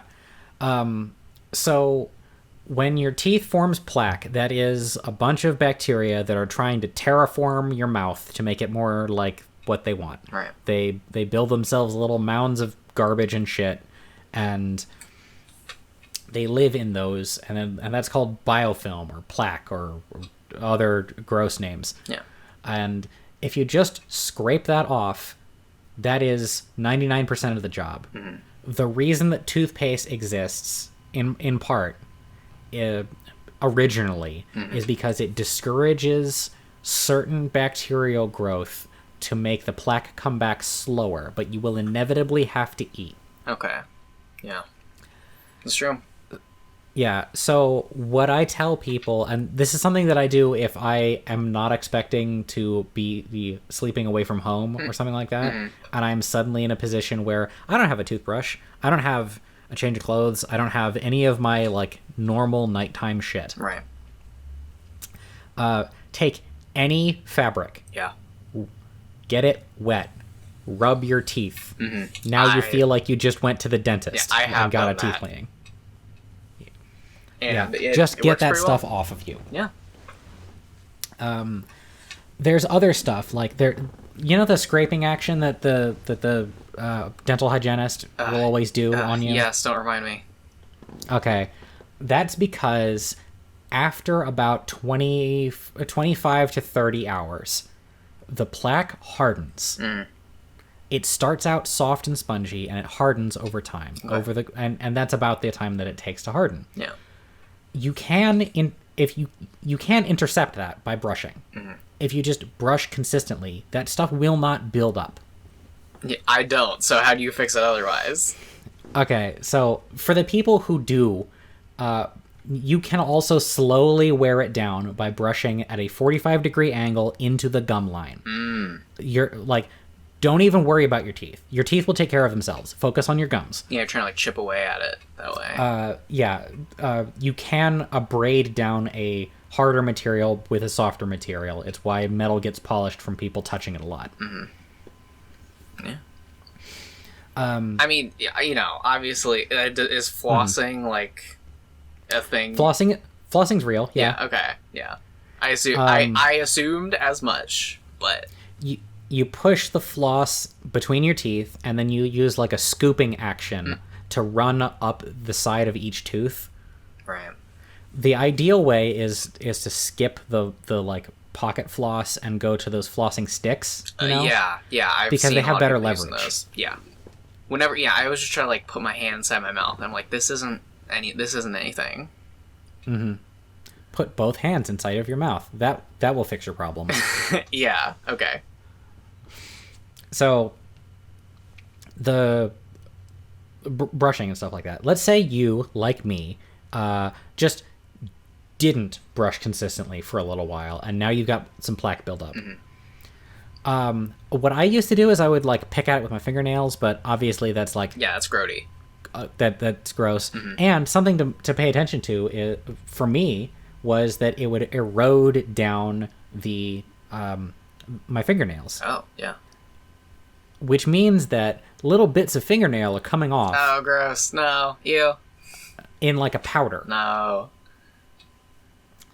That's... And that's terrible to think about. Mm-hmm. It's like food safe and stuff. It's not going to kill you, but it's keratin, right? It's in food, but it's still nasty. There's like dirt in there. Yeah. So it's also soft stuff, and that softens up with water. Right. So that's not ideal. Mm-hmm.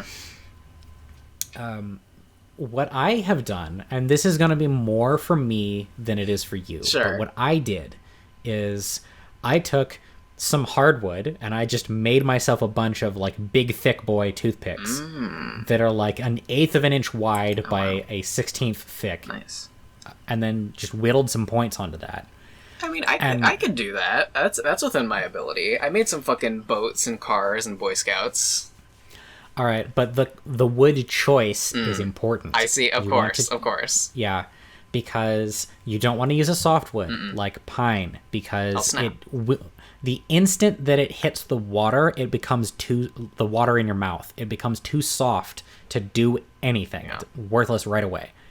And you need a bunch of these things. You need like 10 of them because they will get soft from use in your mouth. And if you don't sharpen them every once in a while, not like you're not trying to stab yourself, right? But you are trying to put a point on it that can scrape at plaque.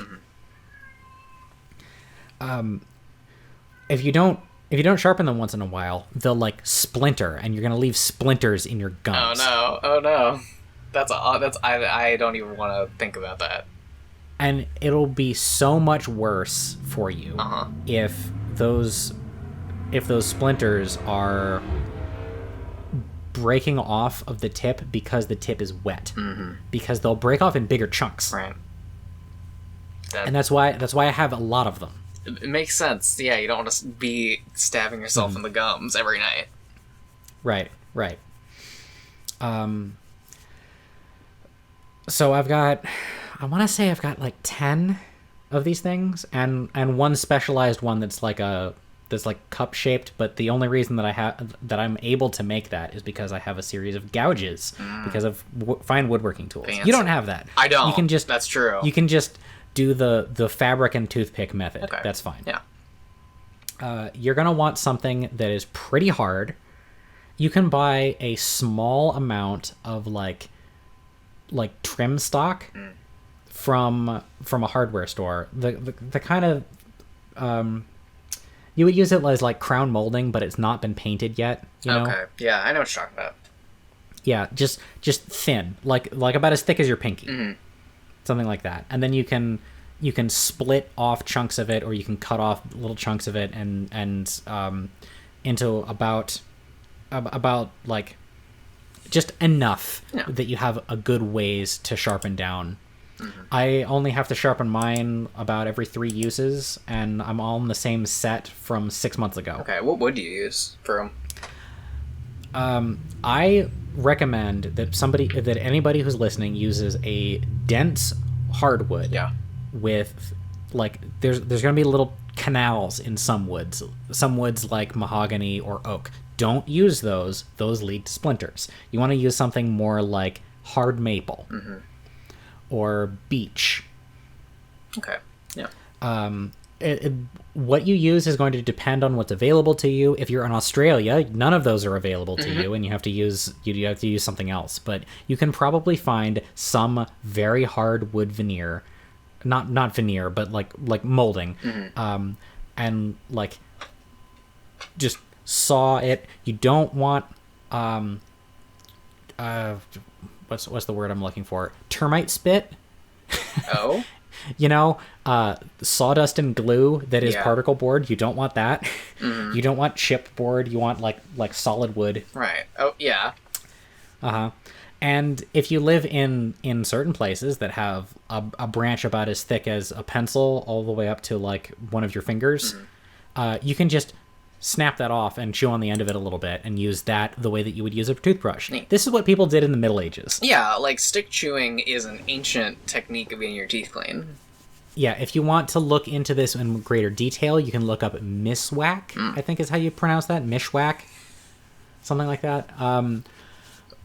Basically, this is more likely to leave splinters, but it does a better toothbrushing job. And this is what people did in the Middle Ages and on backwards. I think it was originally an Arabic technique that just moved west. Sure. Like numbers and spices. Yeah. Yeah. And algebra. Yeah. So the people might be thinking, all right, you lost me at medieval dentistry. What are you talking about? Well, follow me on this little trail, okay? People in the Middle Ages didn't know about germs. Right. They believed that things that smelled bad caused disease. Or that disease were like fucking demons or whatever. That disease was caused by bad smells. Not that the thing that causes disease also causes bad smells. Sure. So if you had bad smelling breath, you were gonna die. Yeah. And you were a social pariah. People thought that just you breathing on them would kill them. So you imagine the Middle Ages as a pretty gnarly smelling place. Sure. And in some cases that was true. Like in the cities, there's just like the Middle Ages cities were like just piles of manure. Yeah. That's the whole town. Gross. But if you're like living what the life of most people at the time, you're trying to take as good a care of yourself as you can, because if you smell noxious, it means disease. Right. Yeah, you're gonna so be they fucking probably not welcome anywhere. Yeah. Now they didn't have straight teeth because agriculture itself is the reason why we don't have straight teeth. But they had overall relatively clean teeth as a result of that, because of the regimen of like toothpicks and other mouth cleaning methods like this. So if I'm making recommendations on somebody, it's toothpicks and floss and brushing your teeth with literally any object. Yeah. It seems that. Yeah, I remember hearing that like fluoride and sugar literally creates acid that destroys your teeth. So I'm sure that what you're recommending is a better alternative. I've heard somebody say that. I've heard someone very specific say that, who I'm not going to call out because I haven't done the research about the interaction between fluoride and sugar. Right. But what I can tell you is that introducing any sugar to any living creature's mouth is going to cause all of the bacteria in that person's mouth or creature's mouth to like just go nuts, and it will suddenly be like you're injecting a giant payload of food because to this that's bacteria. What they eat, like the same way you do. And what bacteria shit out is acid, and that acid will soften your teeth, right? Which is why you should like take care of your teeth before you eat, not after. Because eating anything will cause an acid explosion in your mouth. Sure. It takes about 20 minutes after you're done with something for your mouth to go back to normal, by the way. So if you're drinking an acid drink like the way I am right now, If you're going to brush your teeth, wait 20 minutes. Sure. Makes sense. Yeah, because that way it's all, like, gotten through its processes. And that's why, despite drinking an inordinate amount of soda, my teeth are perfectly fine. Yeah, hey. I'm pretty sure... I haven't been to the dentist in a few years. I'm pretty sure I have some cavities, but I'm too scared to even see what the situation in there is like. I think my record high for cavities was 2. Wow. Yeah, I have had 2 filled, and that was probably 4 or 5 years ago. Mm-hmm. And I have not slowed down my consumption of things, and I have not increased my amount that I brush my teeth. But, you know, if it comes back to bite me in the ass later, that's a problem for that guy. I prefer long-term thinking, but I understand why people don't. Listen, you're 10 years dump older on than you. me. I can understand why you might prefer that and I might not. Yeah. Man, I just can't feel bad about people having midlife crises and stuff, because I still remember what it was like being a kid. I'm pushing 30 and I remember what it was like being a kid better than people who are in their 20s. Yeah. I feel like, because a lot of people that I see just regularly about will just relentlessly shit on kids. And I don't share a culture with them anymore. I'm not a Zoomer. Sure. But I remember what it was like for me to be treated like property, to be no one listens to you, no one cares about anything that you have to say. And maybe everything that you have to say is worthless, but it would be nice to know that anyone in the world is listening, particularly the people who are supposed to be on paper paying attention to you, you know? Yeah, as a Zoomer who has only recently, like, even started to begin to feel like an adult, it's you know, kind of fucking sucks living in a hell world where, like, you're just a kid who doesn't know shit. And, like, even if you don't, like, I don't think I do know most shit. I'm ignorant on pretty much all aspects of life, but just the immediate response being, like, oh, well, you if you don't know, then you're not worth it. Like, that sort of, like, fuck you attitude. If you're not in the cool club of being old, then get fucked. Overall, when it comes to matters of practicality and, like, strategic long-term planning type thinking, I will look to the advice of somebody who's my age or older. If it's something that I just can't reason out for myself, which is not very many.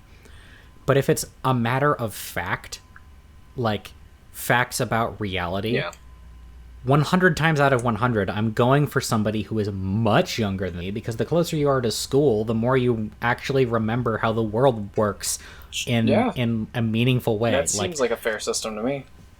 How many young flat earthers are there? Almost. I've never seen one ever in my life.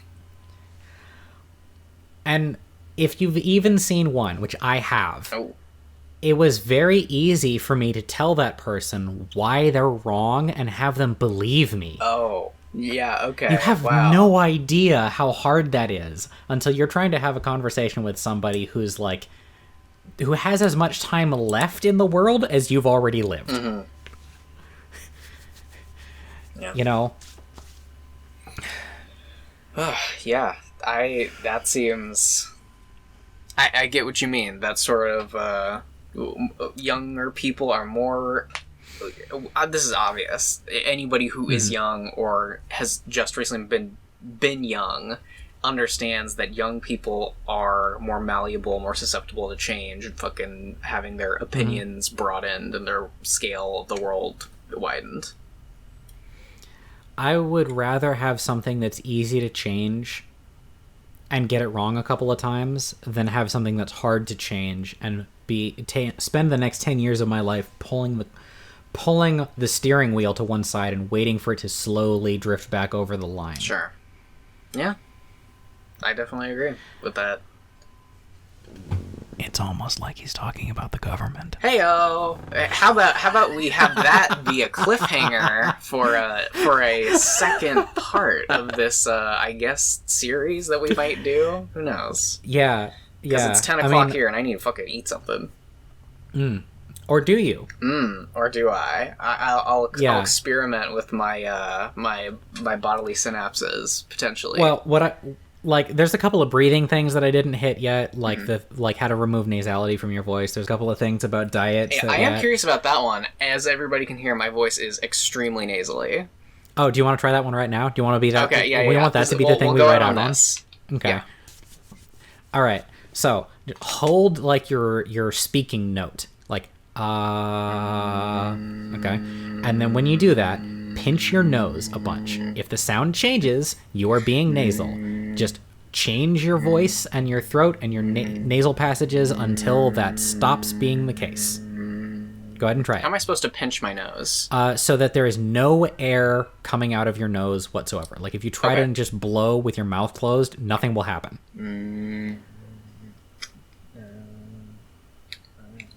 Oh, that's tough to do. Even wait. It's kind of like a clenching in like above your teeth and behind your what do I want to say? I don't know the names of those teeth. Whatever. It's above your back teeth and in the middle of your face. That's a tough one. That's one that I'm not getting right away. That's difficult. Yeah. It takes a bit of playing around with it. Let's see if you can hear what it's like in my voice. Do you hear that quavering?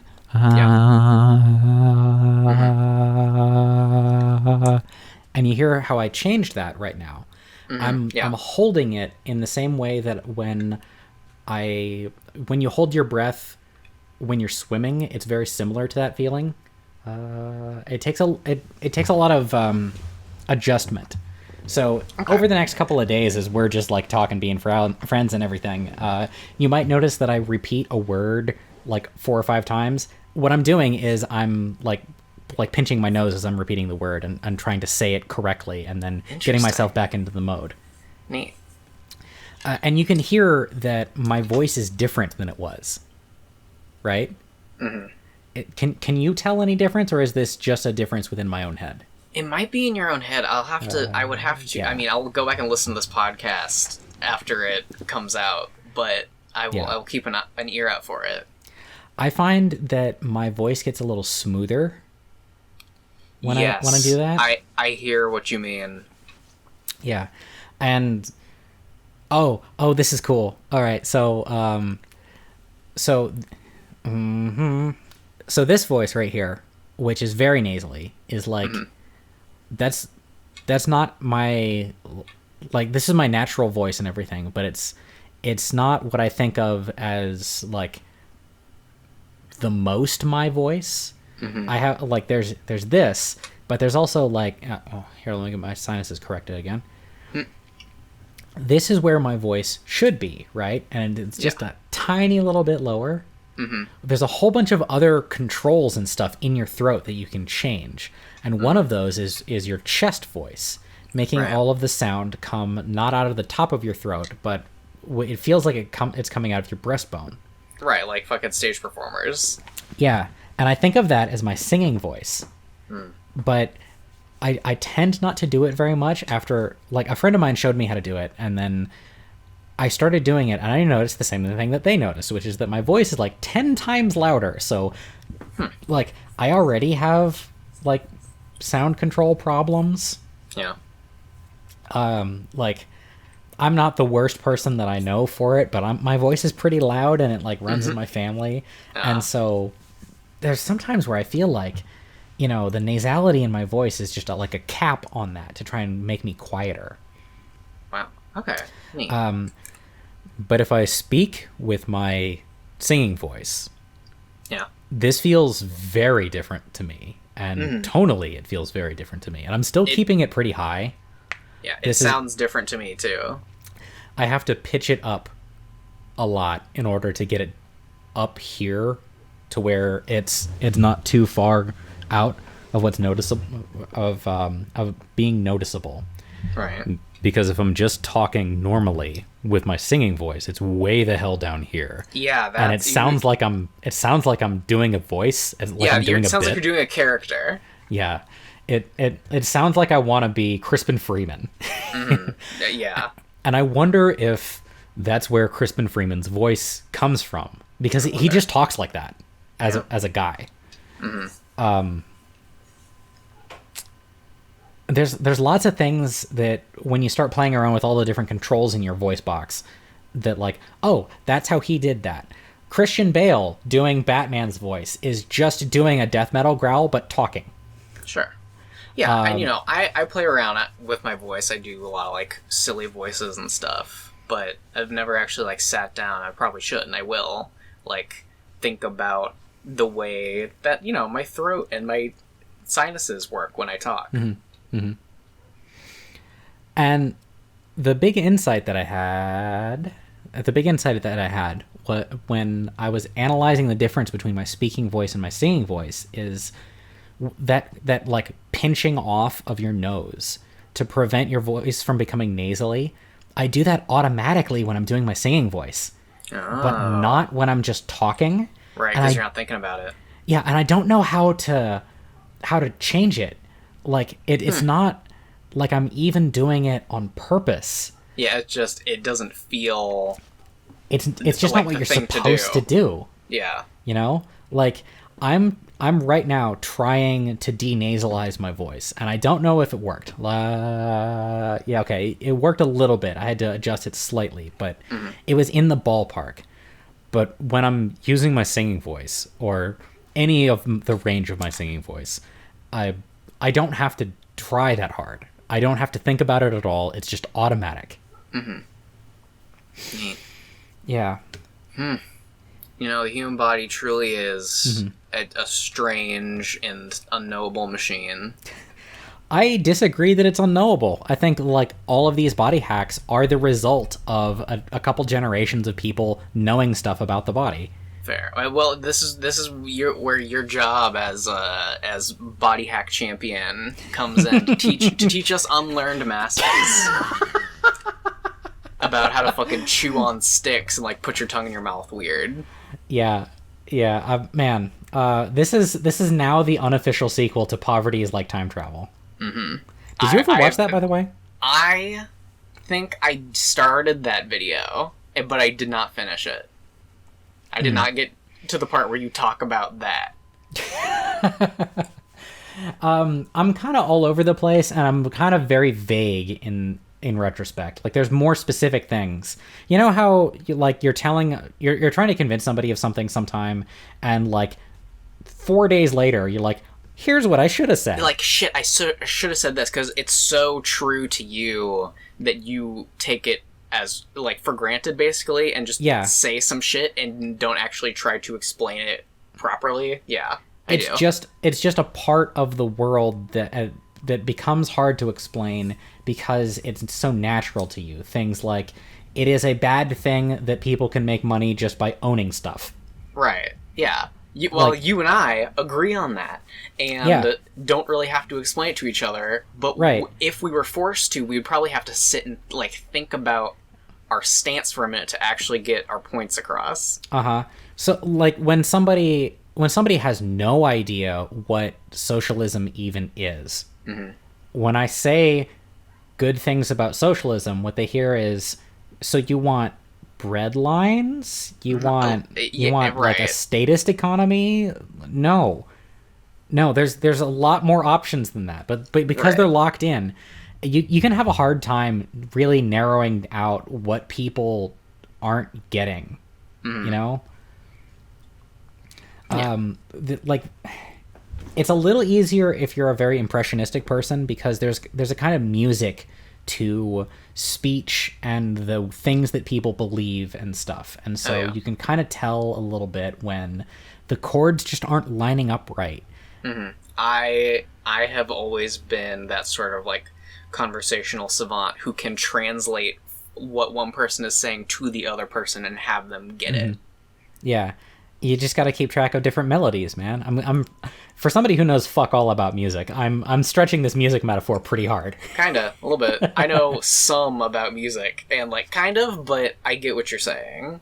Yeah. I do understand. It's more like literal languages than music, but yeah. Well, the reason I compared it to music is because if somebody says something all of a sudden and the chords don't line up right and it sounds dissonant, you can tell that you have suddenly lost them, that you are no longer on the same page, that you don't even agree with the facts are right now. And that's how you know how to approach things to fix it and get yourselves back, get each other back on the same wavelength of understanding. You gotta tune back to the proper keys. Yeah. Okay. Mm-hmm. Makes sense. Yeah. See, you said a thing that I didn't get, and then you went back and revised it, and I got it. Yeah, exactly. Amazing. It's Beautiful. troubleshooting. Uh-huh. Yeah. All right. So yeah, denasalize your voice, like I haven't been doing up until right now. I love it. Would you just fucking like make a little noise? Yeah. Yeah. So denasalize your voice and only do one of these body hack modifications at a time. You don't. Otherwise, you will get lost. Yeah. Like denasalize your voice, let that become permanent. Then do your next voice thing. Like if you want to feminize your voice, do that next. If you want to chest voice yourself, do that next. You like one at a time. Baby steps. That way you'll actually retain it. Makes sense to me. This is one of my favorite Ron Swanson quotes, and I know Ron Swanson from Parks and Rec is such a meme of a character because he is a parody. Yeah. But he says some kernels of wisdom every once in a while. Do not half-ass two things. Full-ass one thing. Yeah, and that's how you'll turn yourself into the fucking Ubermensch. Yeah. I think that's as good as closing as any. Is that the title now? The Ubermensch podcast? The Ubermensch podcast. Well, we'll work on it. We'll see. Okay. Let's resync now at the end in case the bitrate recording is different. Sounds you ready? Good. Yep. 3, 2, 1. Oh, amazing. See you guys whenever. Did you Did you Yeah. I didn't hear you I went Let's do it again. 3, 2, 1. That's better. There you go. Yeah. I wasn't prepared, but this time I was prepared. All right. I'm going to stop recording now.